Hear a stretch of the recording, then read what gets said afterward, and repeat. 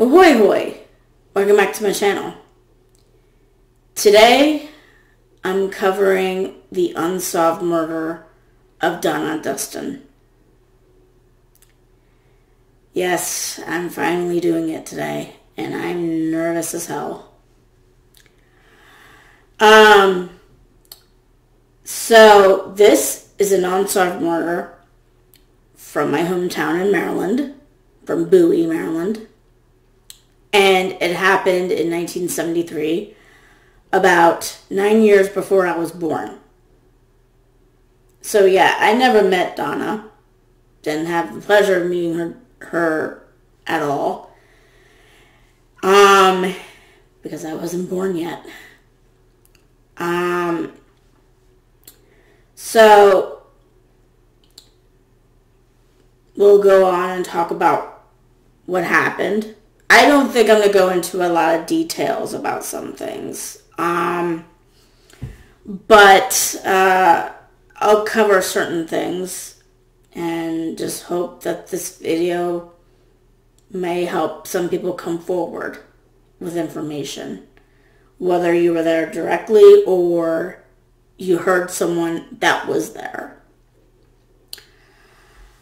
So, let's get started. So, Donna Dustin's body was discovered on the morning of November 17th in 1973, and it was a Saturday. The day before, she was planning on going on a date, and she was planning on going to a lot of parties. And one could say she was a party girl around this time. She was from the class of 1973 at Bowie High School.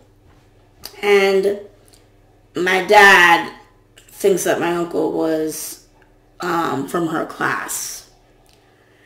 Now, the funny part is, when I mentioned Donna Dustin to my parents, neither one of them really knew much about what I was talking about, because in 1973, my dad was in Vietnam, and my mom hadn't moved to Bowie yet. I think her family was still living in District Heights. So they didn't know much about Donna Dustin's murder. And I don't know how much my uncle knew her. I don't remember him talking about her much or anything like that. The only reason I came across this murder is because it's mentioned a lot in the group on Facebook that I go to a lot, which is, you know you are from Bowie, Maryland if da-da-da-da-da and stuff like that. And I think after all this time, it's time to help solve this case anyway. So, she was discovered by a hunter, and this was rabbit hunting season, which brings clips of Elmer Fudd and Bugs Bunny to my head when I think about that. And I actually didn't know that about Bowie at that time, but back then, Bowie was considered to be in the sticks. Even though it was beginning to become a development and more families were moving there from like the cities and stuff, it was still fairly considered to be a rural area. There was a lot of woods and farms surrounding it. And actually, it was like that too, even up until I would say the early 2000s, right before I moved to Sweden.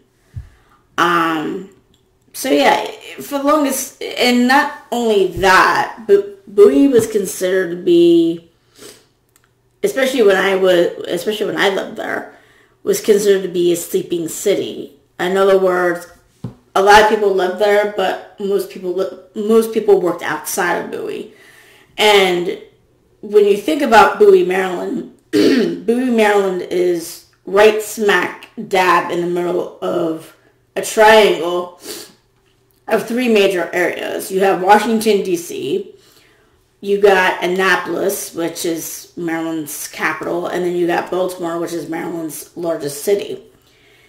And on top of that, you have a lot of people going to, especially Washington, D.C. and Annapolis to work for the government, whether for state government or for the federal government. And there are some federal agencies that are also outside of Washington, D.C. that are in Maryland, like the FDA and stuff.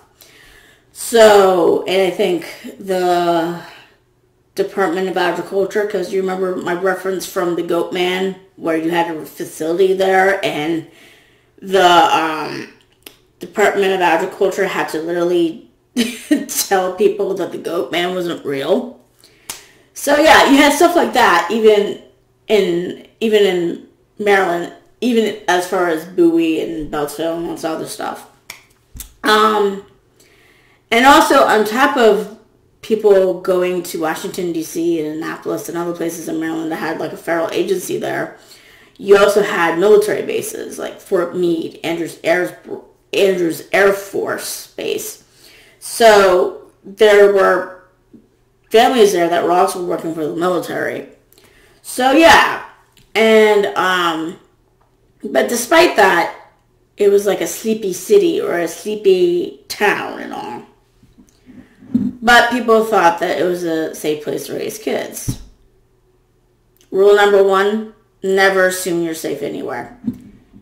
So that's my advice to you, even though it stems from paranoia. There you go. So anywho, Donna Dustin was found by a hunter who hunted rabbits. And she was found bludgeoned to death. I'm not going to say how, because I don't want to get in trouble with YouTube. And her body was desecrated. I heard by a knife through the grapevine, by the way. There was evidence of sexual assault, but the problem is that it was known that she did have consensual sex because she had sex with her date that night. And there is evidence that she was in a... At the time, they had a different term for it, but nowadays people call it a gangbang. But they called it a situation where a girl was intoxicated and you would lure her to a place to have sex with her, and it would include 4 to 5 guys. And they would call this running the train. And sometimes it was consensual and other times it wasn't. And in this case with Donna, they weren't exactly 100% sure if this was consensual or not.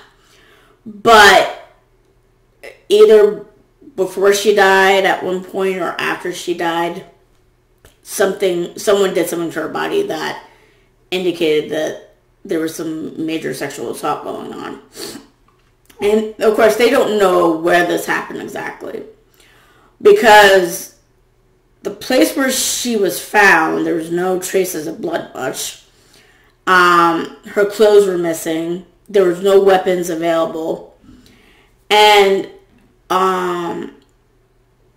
some people thought that the suspects were people that people thought they saw her with, because what happened is, so she had a date with her. She had a date. They went back to her house, did the deed, and used some drugs. And the drugs that they used, even though her date didn't know what it was until she told him afterwards, was PCP. If you know anything about PCP, is that it's one of those drugs that causes hallucinations and stuff. And it can actually produce an acid trip. And an acid trip is basically you start seeing and hearing things that are not there. I actually remember another story from when I was a teenager where a mother had brutally murdered her own child because she thought the child was a monster or a demon. And of course, I won't say how she killed her kid because it's horrible. And of course, I won't go into 100% of how Donna was bludgeoned and where she was bludgeoned, although I think when you say bludgeoned, it's most likely the head. But Donna was basically brutally murdered pretty much almost the same way as this little boy was. And people could tell that obviously she was brutally murdered, but they also think that this wasn't an accident. From what I can feel, some people may think that someone just wanted to kill her that night. Although I still have a funny feeling that what happened was someone had an acid trip and killed her because of that. Whether because they saw her as something else, or whether because she saw someone as something, they killed her in self-defense, even though that's obviously doesn't seem to be the case, because if you would think that, people would say, well, Donna was suddenly having problems and she saw someone as something else, and, we tried to stop her and stuff. But there was a lot of people there. This wasn't a case that didn't have a lack of witnesses. There were a lot of people there that saw this happening to her. And some people may have had sex with her or raped her. Some people may had been the ones there that actually murdered her, and other people would have been there that desecrated her body, took her clothes, helped clean up the accident. But it's not, I don't think it's 100% clear that, I don't think police are convinced that the area that she was found at was the place where she was actually murdered at. Because here's the thing, after her and her date went to her house and stuff, they had actually come home from a party. And then after their date concluded, Donna dropped off her date and she wanted to party more. So she went to another big party. And the people at that party were people of a rough crowd. Because what happened is Donna still kept her friends from high school, but she had a new crowd after she graduated from high school. And this new crowd was a little bit more rough around the edges. To the point where they did drugs, they had casual sex, and they had frequent fistfights. So then after she went to this party that had a lot of the people that were from the rough crowd, some men and her went back to her house. And then somewhere between the time of 1:30 in the morning and 9 o'clock in the morning when she was discovered, she was murdered and dumped at that place. Now, from what I can try to gather, the area that she was found in was, she was just behind an old rail bed, because the area that this place was at had been an old track bed from a long-defunct Washington, Baltimore, and Annapolis trolley that went past a forlorn place in a forest called Meyer Station. And this place was typically a party area where people would find stolen cars. Sometimes they were burned, stripped, or dumped. And the teenagers of Bowie would go there to party, make love, and make noise. The former owner of the property said at one point that you can find like 200 kids down there, some of them butt naked, just being noisy and stuff. Now, of course, I don't think that place was still a party place by the time that I came along, let alone I moved to Bowie, because I was originally born in Cheverly and raised for the first 4 years of my life in Landover. Then I moved to Bowie in like, hold on, I gotta do math with my fingers real quick. 1986. Maybe 1987, because I think we lived in that house when I was 5, or I was 4, but I turned 5 later on that year. That's what happened. My memory gets scrambled sometimes. I'm almost 40. So I think by the time that I moved there and I was a teenager, that place wasn't a party place anymore. And I think her murder was basically the end of it being a party place. And I want to make a quick reference to the old railroad tracks that were found around the area. That used to take people to the Bowie racetrack, because the Bowie racetrack was very big in Bowie and stuff. People would come to watch the races and stuff, and there used to be a train line going straight to there. And eventually that line was closed down, I think in 1971, and Bowie racetrack wasn't closed until 1985 and demolished in 2004. So yeah. And I did try to look up the pictures of where not exactly the murder scene, but where she might have been found. And it's a little bit annoying going from the directions of it. Now let's see here.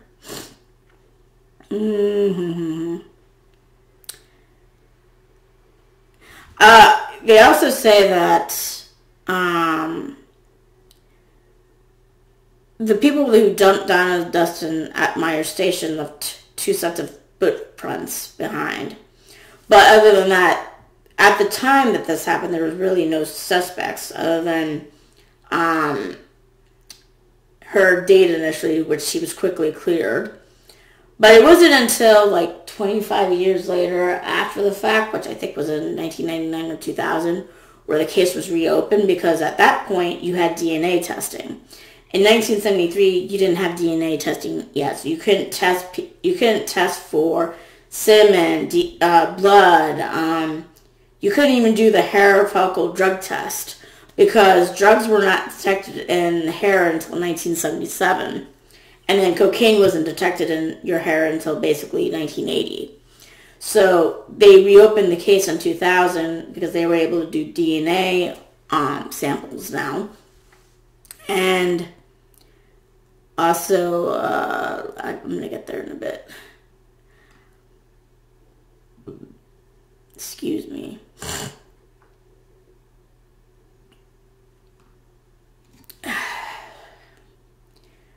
So,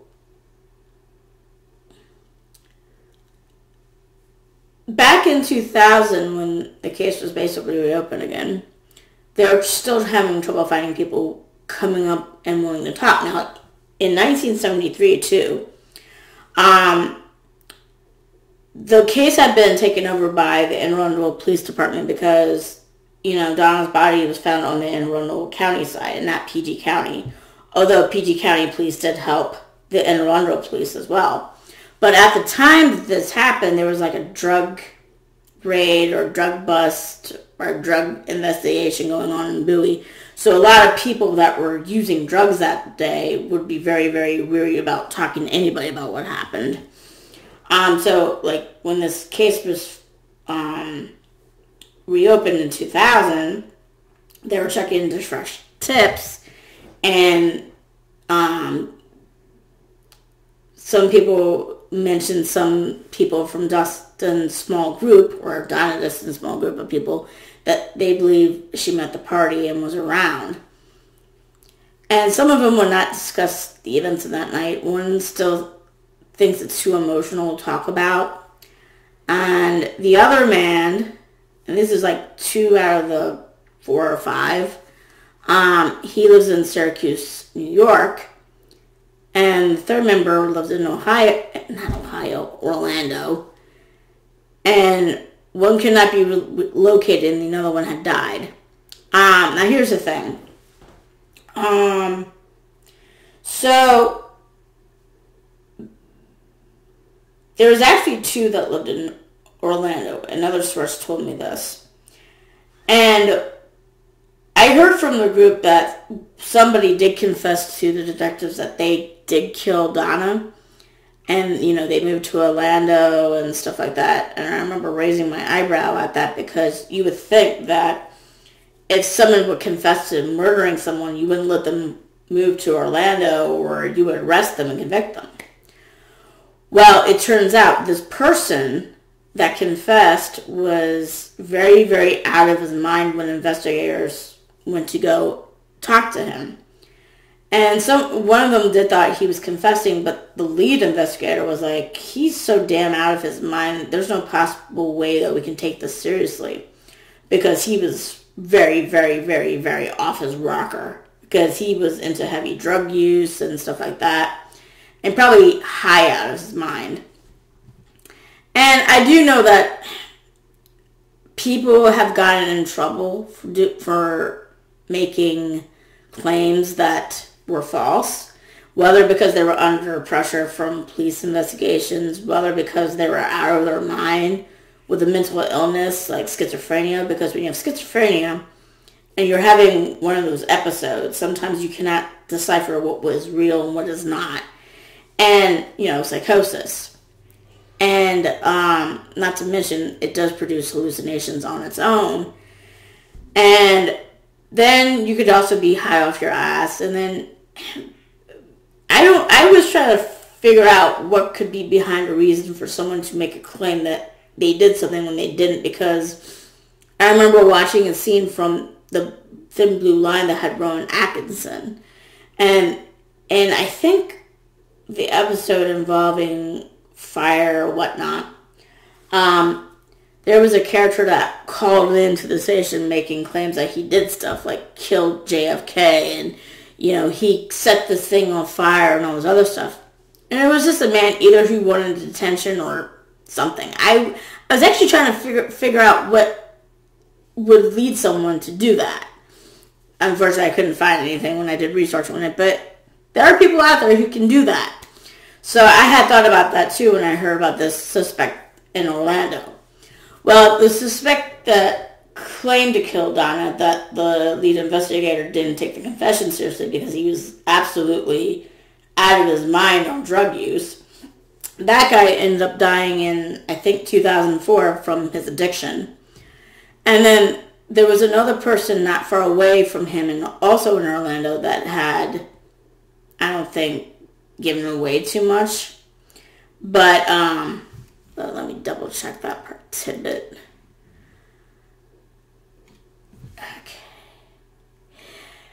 Okay. It was technically around 1998 the case was reopened, not 2000. Okay. Missed the math on that one.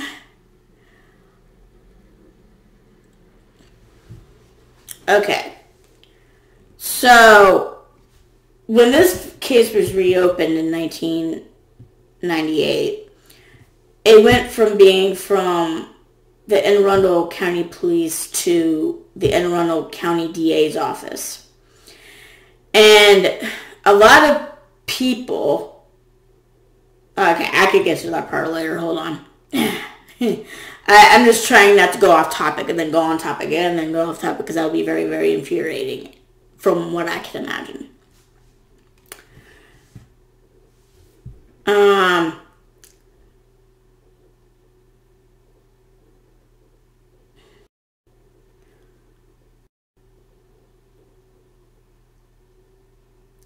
Okay, so this is what I was just talking about. I'm getting this from another source.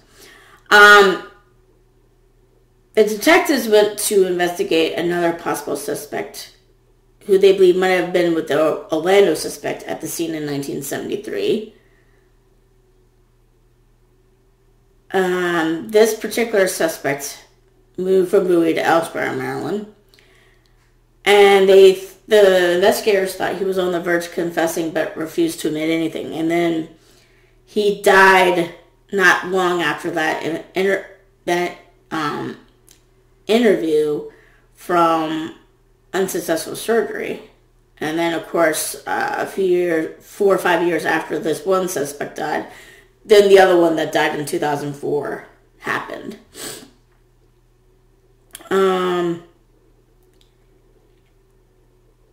And the investigators were always convinced there had been at least 4 to 5 people involved and maybe more that knew about the cleanup and cover-up. And the thing is, two major key suspects were now dead, and a major one had been missing since 1989. And there are two more suspects. The one I mentioned from that lives in Syracuse. He was okay with the interview until they got to the part where he was reluctant to give up his blood sample because he felt like he was being made a suspect, which obviously, yeah. And the other one was too emotional to talk about it.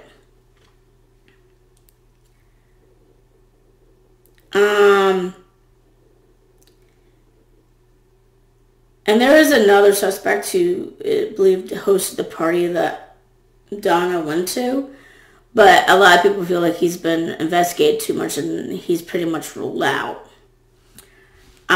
So I'm going to go back to what I was about to talk about, but stop myself because I didn't want to go off topic and then forget to mention some of this. A lot of people feel like the original investigation that was done by the local Arundel County Police was not handled well.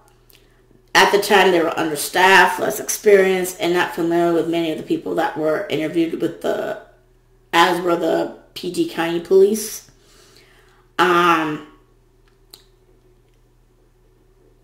They feel like a lot of opportunities were missed by the local AA County Police in 1973. They interviewed a lot of people, but spent too much time chasing down blind allies. If they identified some of the suspects early on, they might have been able to obtain more useful evidence, especially like blood-stained clothing, and which would have been valuable later with DNA technology becoming available. But of course, at that time, I don't think anybody ever knew that was going to happen. But it wouldn't have hurt to keep the evidence just in case, because you don't know what kind of medical advances would turn up years later.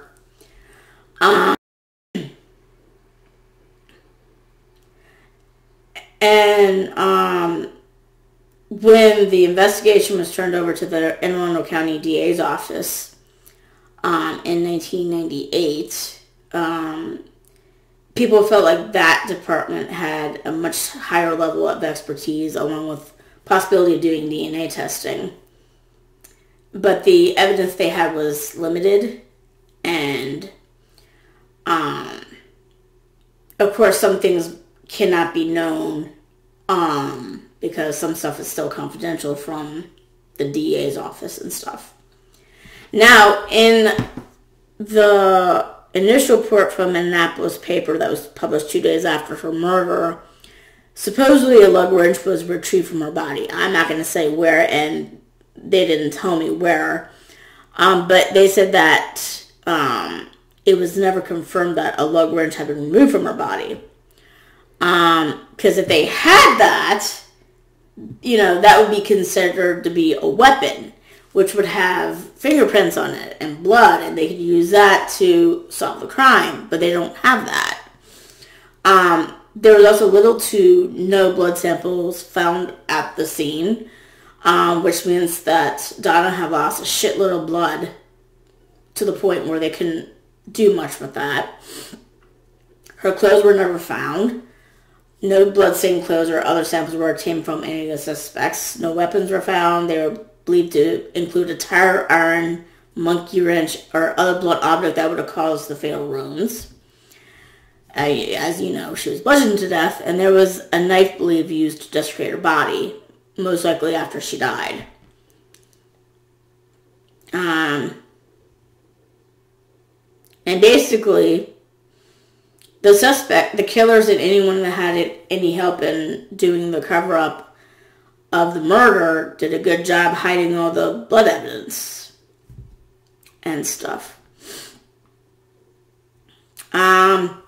So when the case was also reopened in 1998, the most they could rely on maybe was bodily fluids, like semen. But the problem with that is that just because you find semen doesn't mean that that person murdered the victim. You can't exactly prove that someone murdered someone. What it can do is prove that they raped them, but the thing is, she had so many partners it was believed that she had so many partners that night that it's kind of hard to tell that who was with her consensually and who was with her against her will. And not to mention the investigators never confirmed where the murder scene was, too.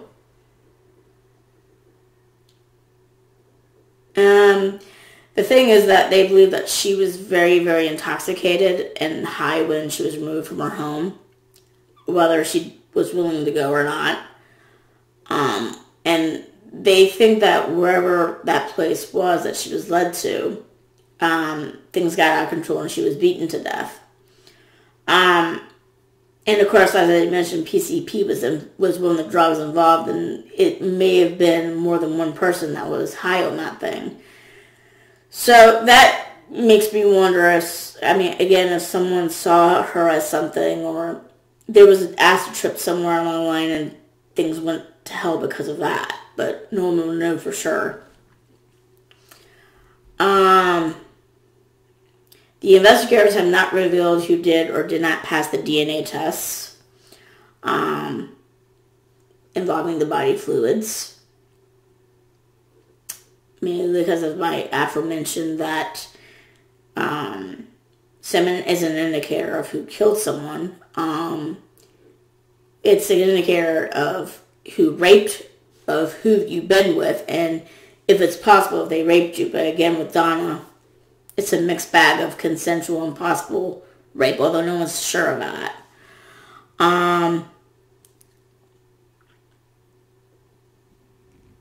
And unfortunately, because of lack of blood samples and other evidence like clothes and weapons linked to Donna's murder, DNA tests are not likely to solve this case completely. But let me see if there's anything else. Here's the thing, guys. I know it seems very, very, very, very, very, very, very, very, very, very, very, very dreary that this case may never be solved, especially like for now since there's a lack of evidence and stuff. But I talked to the former lead investigator of the Arundel County DA's office, and he didn't tell me that there is no case, that there's no way that DNA can solve this case. He's very hopeful that something may come along eventually. Maybe someone knows where her clothes were buried and offer them to the Arundel, I think it's the Homicide Department, or hold on. Let me double check that tidbit.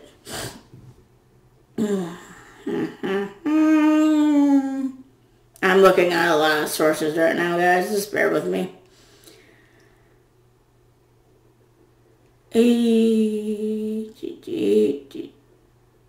Okay.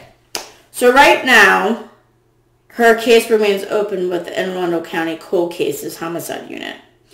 And so if you have any information right now, go to them. And they're offering up a reward of $10,000 for information to the arrest and conviction of suspects involving in this cold case murder. You can also contact the Metro Crime Stoppers, who is an organization independent of the Arundel County Police. And I say this because if you know where the clothes were buried that she wore, you can say, oh, they were buried here. You can go look at them. Or you have clothes of your own that are tarnished. I don't know if you would still keep them. I don't know anyone who would still keep clothes that are bloody that they have had since 1973. But, you know, some people are capable of doing that for some strange reasons. But if you so happen to have your clothes and you're one of the ones that did this to her, you know, you can give this to them. Or if you know someone who was involved, you can say, I saw that person bury their clothes over here, and let the Arundel County Cold Cases Homicide Unit know about that. Also, I looked this up, and you would have to double check with Maryland's law, but like, here's the thing. If there were people there that night that were drunk or high, or especially high, and you saw something, I don't think you'll get in trouble nearly 50 years later for using PCP back then. Because the only way I think you can get in trouble with drug use now is if you still use, and if you have possession of it, as well as deal. I don't think you can be convicted of using a drug 50 years ago, or nearly 50 years ago, and you haven't used it since then. So if you're worried about that, now is your time to come forward. And I'm sure you guys can come forward anonymously too, if you have any information. Not just in Bowie, Maryland. Like I said, I think whoever did this has moved outside of Maryland. And, my hope doing this is that someone outside of Maryland, let alone Bowie, has heard things from someone who was supposedly there. You may have been, bragging about it when they were drunk, high, or whatnot. And maybe you're a relative of that person, and you want to help solve a crime, even if your relative did it. I know it's hard, but case in point, there was a case recently solved this year that happened in 1959. A 9-year-old girl was basically sexually assaulted and murdered. And, of course, like Donna's case, there was no DNA testing back in 1959. And it was believed that 3 people were involved. Well, this year, they noticed there was like a semen stain on her clothes. And because the guy used the clothes to bind her and then killed her with. Yeah, he actually killed her with her own clothes. I'm not going to mention how. And they were able to do a DNA testing on that semen sample from the victim's clothes and found out that this guy did it. And unfortunately, the guy committed suicide in 1970, but they were able to trace his DNA through his daughter. His daughter provided the DNA sample. So, yeah, this stuff can still be solved.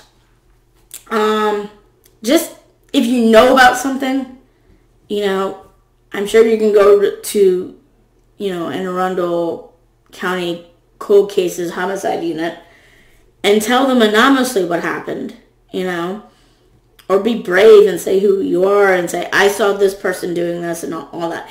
And it is true that most suspects, especially the ones that might have been involved in a murder, may be dead by now.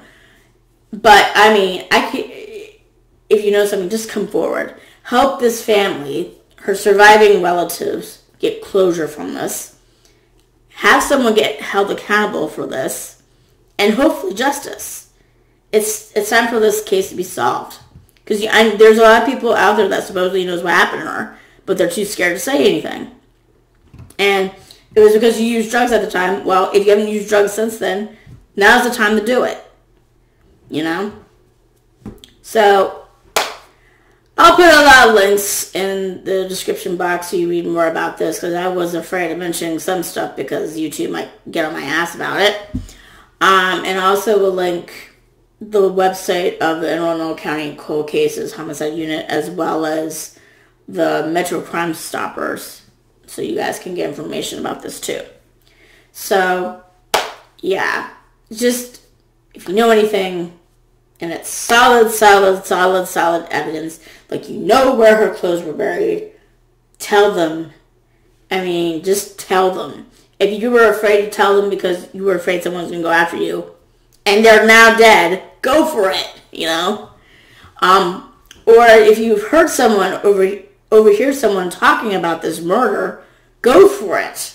Tell these people what happened. All right? You're not helping anybody. So, yeah. Well, I hate to say if you like this video, hit like, but if you like this video, hit like. If you subscribe, I'll be absolutely joyous. And I'll see you guys later. Toodles!